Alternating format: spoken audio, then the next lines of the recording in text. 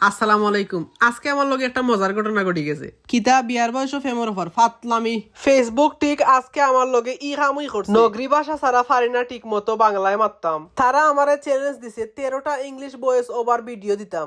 কোন চাইনিতা ফাতলামি নানি। যাই হোক এরপরও আমি ট্রাই করবো আজকে ইংলিশের কাছাকাছি একটা ভাষায় মারতে।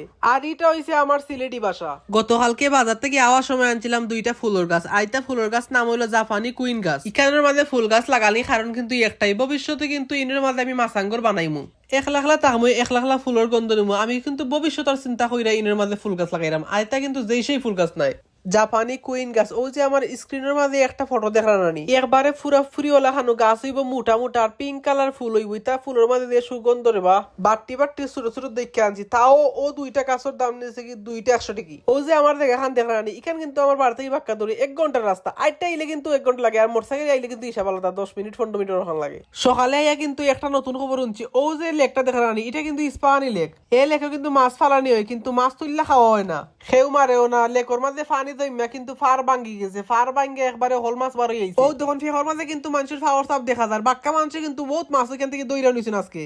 তেলাফি মাছ বলে বেশি দোষ না, এখান থেকে মাছ পরে কিন্তু একবারে আমার জায়গা যায়, আমার পুকুরের মাঝে মাছ যা বার হওয়ার তা কিন্তু রাত্রে মেঘের সময় বার হয়ে গেছে। বড় বড় তেলাফিও কিন্তু মানুষের ধরে নিছে না। এখন তারা কিন্তু বস্তার ভিতরে মাটি ভরে তারা বাঙ্গার জায়গার মধ্যে দিয়ে বান্ধিলার। যেখানে গাছ লাগাইতাম ওখানের উপরে ডাল ফালাই কিন্তু একবারে জাপ লাগাইলো। ওটার লাগে কয়টা ডাল খাইটা এখানে সাফ করে দিলাম। নাইলে আবার 2 দিন পরে তুফানি ও ডাল কিন্তু লাগে আমার ফুলের গাছ কোন ভাঙবো। গাছের কিন্তু পলিথিন ছুটাইয়াও দেওয়া যায়, আবার পলিথিন সহ কিন্তু দেওয়া যায়। তবে আমি মনে করি যে পলিথিন ছুটাইয়ে দেওয়া ভালো, কারণ পলিথিন কিন্তু অত সহজে ফসে না।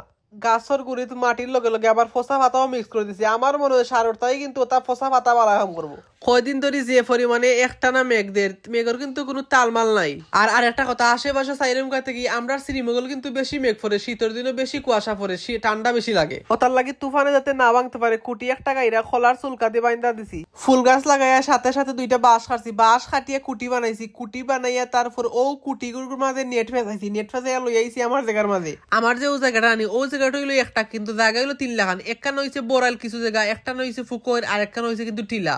যে জায়গাটা টিলা ও জায়গার মাঝে আমি ভবিষ্যতে ঝুলন্ত একটা মাছাঙ্গর বানাইমু। আর ফুকরটা দেখছো নানি, ও ফুকরের মাঝে আমার নিজের জীবিকা নির্বাহ করার লাগে সব ধরনের মাছ চাষ করমু। যতদিন যায় যাওক আস্তে আস্তে আমি জায়গা পরিষ্কার করমু, আর আমার স্বপ্ন আমি বাস্তবায়ন করমু। বাঁশ খাইটটা নেট ফেসে লই আইছি ও জায়গার লাগিও। ও জায়গায় কিন্তু লেকর যে অতিরিক্ত বৃষ্টির পানি ওগুলো পানি কিন্তু ওবাই যায়, আমার জায়গারও কিন্তু ওবাই পানি যায় গিয়া গাঙ্গ ভরে।